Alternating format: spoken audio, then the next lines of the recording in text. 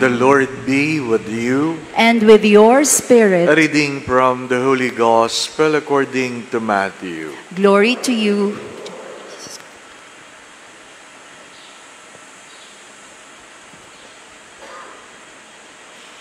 Jesus said to his disciples, "Take care not to perform righteous deeds in order that people may see them. Otherwise, you will have no recompense from your heavenly Father. When you give alms, do not blow a trumpet before you, as the hypocrites do in the synagogues and in the streets to win the praise of others. Amen, I say to you, they have received their reward. But when you give alms, do not let your left hand know what your right hand is doing, so that your almsgiving may be secret.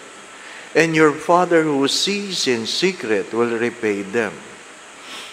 When you pray, do not be like the hypocrites who love to stand and pray in the synagogues and on the street corners so that others may see them. Amen, I say to you, they have received their rewards. But when you pray, go to your inner room, close the door, and pray to your Father in secret. And your Father who sees in secret will repay you. When you fast, do not look gloomy like the hypocrites. They neglect their appearance, so that they may appear to others to be fasting. Amen, I say to you, they have received their reward. But when you fast, anoint your head and wash your face, so that you may not appear to others to be fasting, except to your Father who is hidden. And your Father who sees what is hidden will repay you."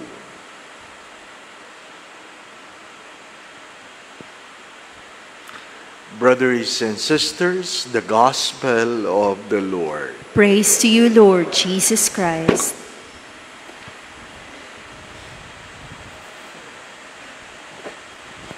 In the parable of the sower sowed the seed abundantly. That's why you can find seeds in the pathway,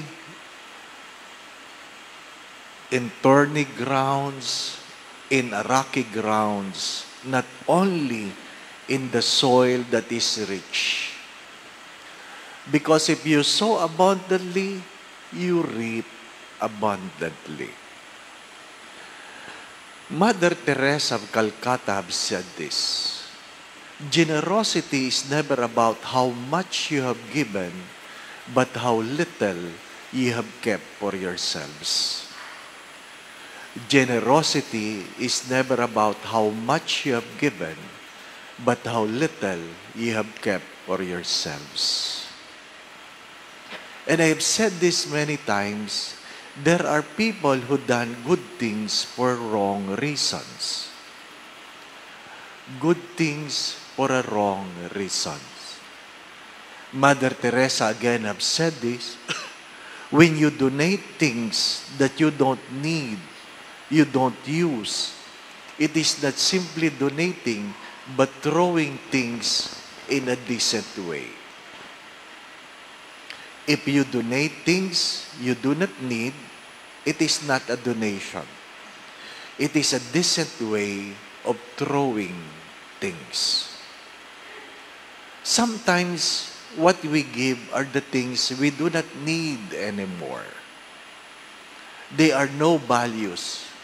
Sadly, some of them can cause scandals on the one who will receive it.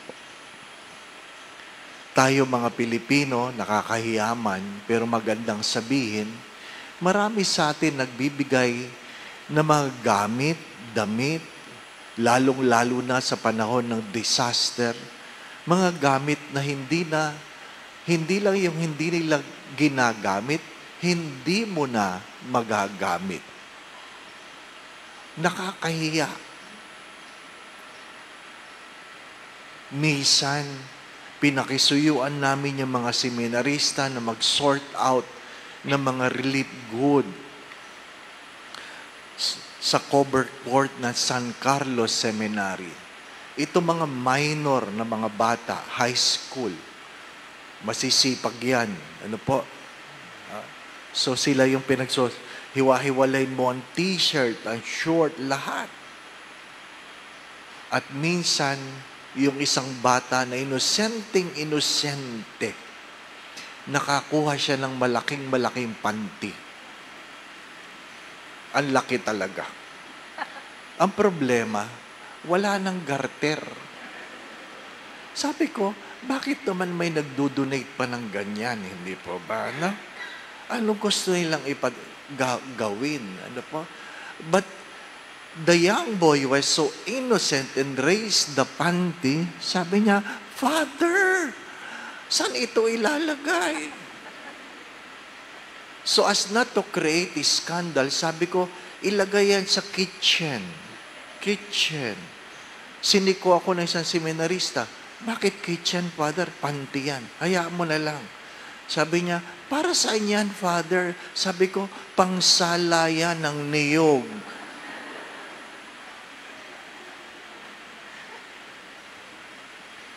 Natatawa kayo. Pero yan ang totoo.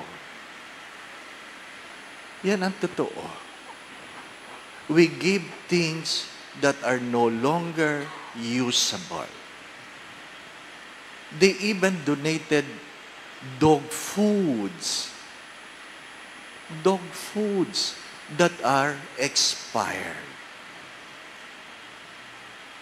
It's good to understand the first reading. Not that you are called to give, but give righteously. Second, give what? Not only generously, but give happily. Be happy in giving. Be happy in giving. In the gospel, it says, do not announce it. When you give, do not announce it.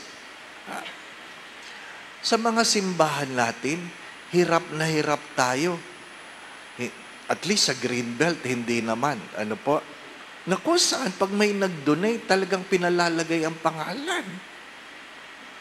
Doon sa isang parokyang aking pinaglingkuran, hindi ko na sasabihin ko saan, nakakahiya. Nagmisa ako, iilan lang ang tao nakaupo sa loob ng simbahan. Ang mga tao nasa labas ng simbahan. Pagkatapos ng misa, sabi ko, ba't hindi po kayo pumapasok? Ang daming upuan.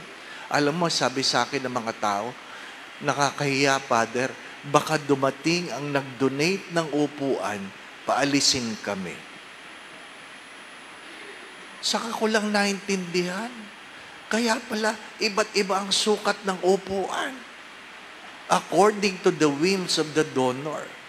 So, tiningnan ko yung mga tagiliran. Tama, may mga pangalan. May mga pangalan. Ano po? Kaya sinabi ko, sa parokya niyo, binibigyan ko po kayo ng 1 buwan na iuwi ang inyong mga upuan. Kung hindi nyo yan iuwi, ipasisira ko yan at gagawin kong pare-parehas. Alam po ninyo, merong matanda sa labas ng simbahan na isa sa donor. Sabi niya, tingnan natin. Ha? Wala naman siyang pera. Ha? Humihiyad-hiyad pa. Sinubukan niya. Hindi niya alam, marunong akong mangutang. Nangutang ako. After 1 month, pinasira akong upuan. Sigawan ang donor. Ay! After that, wala nang mga pangalan. Nakaupo na mga tao. Mahirap yung tayo. Hindi lang nagbigay, nagkwenta pa. Di po ba, na? Pag kayo ay ganyan, ang sabi ng Diyos, binayaran na kayo. Nasuklian na kayo. Nasuklian na kayo. Pero, kung kayo ay magdo-donate sa chapel, humingi kayo ng resibo. Hello? Humingi kayo ng resibo. Bakit? That's about transparency. That's about accountability. Hindi yung, wag na, wag na. So, paano natin nalaman kung saan pumunta yan? Hindi po ba, ano? Hindi naman yan ina-announce. Lagay mo na lang, anonymous. Alam nyo, maraming papasok sa langit ang pangalan, anonymous. Pero hindi kayo. Bakit? Ano masama? Ilalagay mo ang pangalan mo, ako nag-donate. Hindi naman yan pinagsisigawan. Hindi po ba? Ano? Mga minamahal na mga kapatid, it's all about having a right attitude. Having a right attitude. Be generous. Be happy. But do not allow others to know what you have done. Wala naman dito sa Greenbelt yung nagsabing, ako nag-donate niyan.